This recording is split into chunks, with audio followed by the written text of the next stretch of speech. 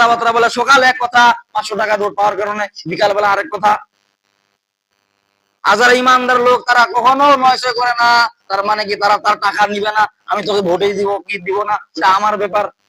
তার ইমান কখনো। আর যারা বেঈমান, আল্লাহ পাক বলতেছেন ওয়াল্লাযিনা ইয়াখুযুনা মিনাত তাগুতি ইলা যুলুমাতি ইলা নূর।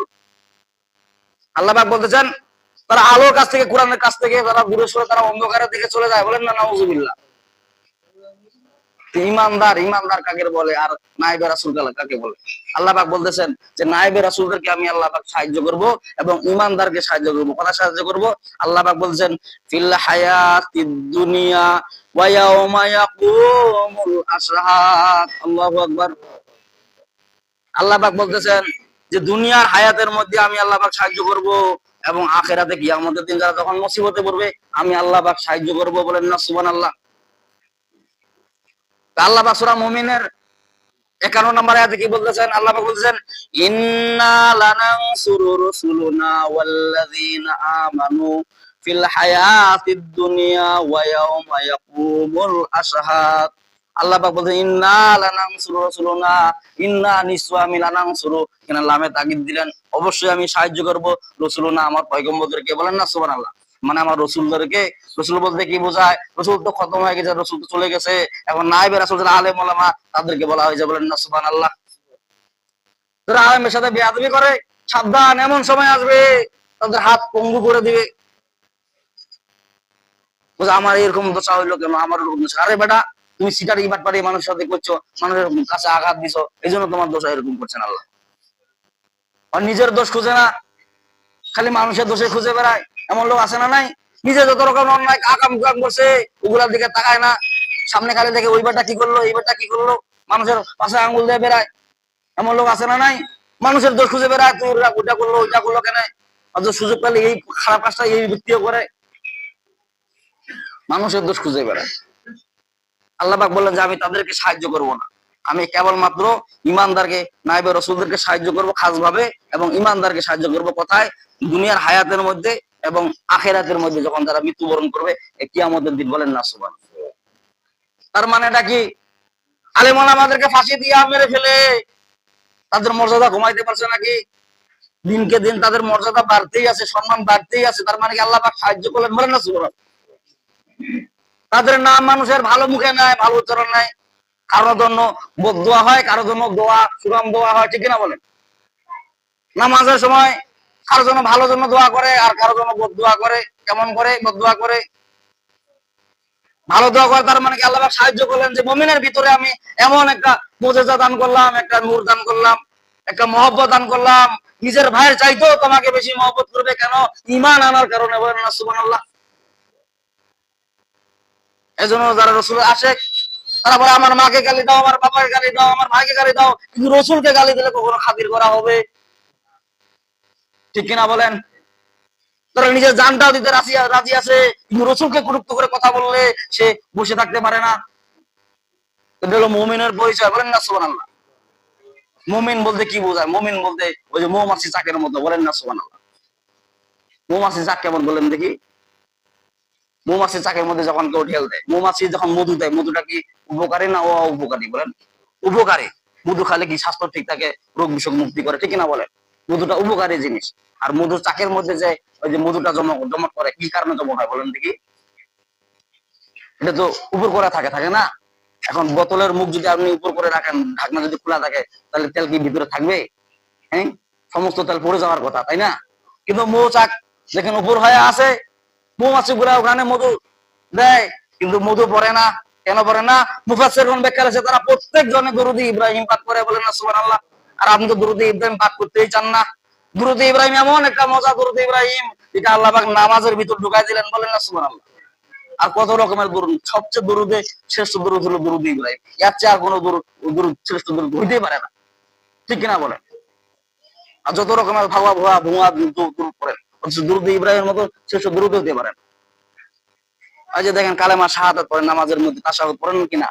পড়ার পরে কি পড়েন? বিশ্ব নবীজির নাম পড়েন। আমার পরে ওখানে কি সাল্লাল্লাহু আলাইহি সাল্লাম বলেন না? তারপর কি পড়েন? দুরূদে ইব্রাহিম। দুরূদে ইব্রাহিম যদি লম্বা যদি না হয়তো, তাহলে বিশ্ব নবীজির নামের শেষে বলার সাথে সাথে দুরূদ ইব্রাহিমটা আল্লাহ পাক বরাদ্দ করে দিলেন, বলেন না সুবহানাল্লাহ। কারণ এটা লম্বা দরুদ, এই জন্য সাল্লাল্লাহু আলাইহি ওয়াসাল্লাম সংক্ষিপ্ত দরুদ দিলেন। কারণ বিশ্ব নবীর নাম শুনলে কি পড়তে হবে? দরুদ পড়া আল্লাহ পাক ওয়াজিব করে দিলেন, দরুদ পড়তে হবে। কেমন দরুদ পড়তে হবে, কেন দরুদ পড়তে হবে? কারণ এটা আল্লাহ তাআলা শান শওকত দিয়ে রাসূলের শান শওকত ইজ্জত বাড়াবার জন্য আল্লাহ পাক এটা দিয়েছেন, বলেন না সুবহানাল্লাহ।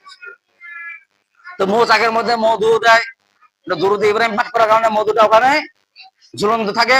মধুটা পড়ে না, সেটা সুস্বাদু মধু। যখন যুবক যুবতীরা যখন ওখানে মৌচাকে ঢেল দেয়, একজন যখন ঢেল দেয়, যখন সব মধুলা মৌমাছি গুলা বিরাট করে উড়ে যায়, আশেপাশে যারা থাকে তাদেরকে মনে আদর করে নাকি? যে ঢেল ছুটছে তাকেও অ্যাটাক করবে, আর যারা ঢেল ছুটে তাদেরকেও। যারা বেঈমানের দলে যান, যারা নাস্তিক দলে যান, যারা কোরআন হাদিস যায় না তাদের দলে যারা দাঁড়ান, যারা ওদের কথা শুনে, যারা অন্যায় করে তাদেরকেও আল্লাহ পাক ধরবেন, যারা অন্যায় করে না তাদেরকেও মৌচাকের মতন আদর করবেন, কামড়ে কুমড়ে গালগুল ফুলে দিবেন। মৌমাছির 5টা গুণ আছে, 5টা খারাপ গুণ আছে, 5টা ভালো গুণ আছে। ভ্যানভ্যানিয়া মাছের 5টা খারাপ গুণ, আর হইলো মৌমাছির হলো 5টা গুণ, বলেন না সুবহানাল্লাহ। মাছি কিন্তু একটাই, মাছির নাম এটা মৌমাছি, এটা মাছি, ঠিক কিনা বলেন? মৌমাছি 5টা গুণ কি? একটা গুণ হলো মৌমাছিরা তারা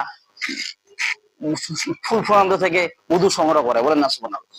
যেমন মোমেনরাও কোরআন হাদিস থেকে মধু সংগ্রহ করে, তার মানে কোরআন নামের মধু সংগ্রহ করে, ঠিক কিনা বলেন? সেই মধু সংগ্রহ করার পরে মৌমাছিরা কি করে? একটা বাসা বাঁধে, ঠিক কিনা বলেন? ওখানে মধু সংগ্রহ করে। যখন মোমেনরাও কোরআন হাদিস দেখ শোনার পরে তারা মনে করেন যে বাসায় যায়, ওখানে বাসা বাঁধে, ঠিক কিনা বলেন? সেই মধু ছাড়ে, বলেন না সুবহানাল্লাহ। তারপরে কি করে? সেই মধু খাইলে মানুষের উপকার হয়, কিন্তু বেশি পরিমাণে খাইলে ডায়রিয়া হয়। তার মানে কি?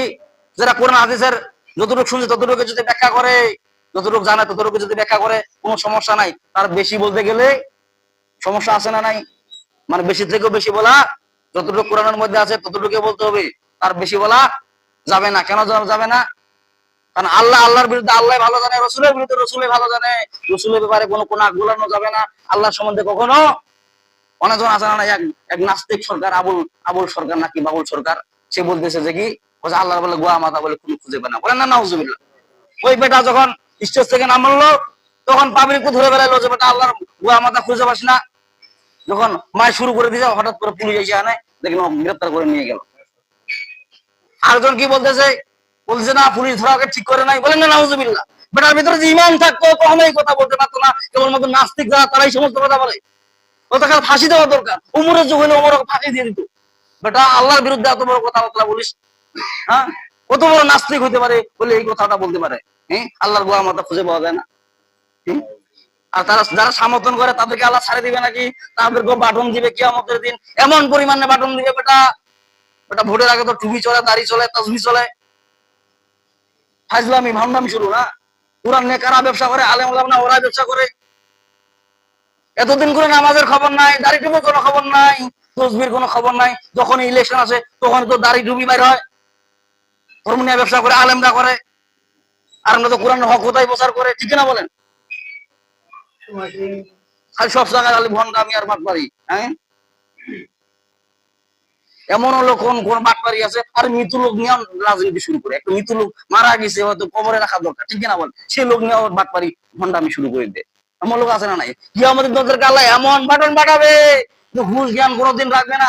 সমস্ত পয়গম্বর উম্মত গুলা দেখবে, মুসা আলাইহিস সালাম, ঈসা পয়গম্বরের উম্মত গুলা দেখবে, হতবাক হয়ে যাবে। বোঝায় সর্বনাশ, বোঝায় এরা কি করতো? বোঝায় এরা মৃত্যুর লোক নিয়েও রাজনীতি করতো, শয়তানি কাম চালাইতো। এত বড় এরা নিমক হারাম, এত খারাপ নিকৃষ্ট মাপের লোক, এদেরকে বিচার করার দরকার। আর ফেরেশতাদেরকে বলবে এদের ধর সাইজ কর, কাজে কি জাহান্নামের জুতা দিয়ে পিটা। জাহান্নামের জুতা ওটা কিয়ামতের দিন আল্লাহ আমাকে দেখাবে যে জাহান্নামের জুতা দিয়ে ইচ্ছা মতো সাইজ করবে। বাট ইলেকশন এলা এইখানে ইলেকশন কত বড় দেখা যায়। তা আল্লাহ পাক আমাদেরকে সবাইকে সঠিক সমাজ দান করুক, আল্লাহ পাক আমাদের সঠিক বুঝ দান করুক।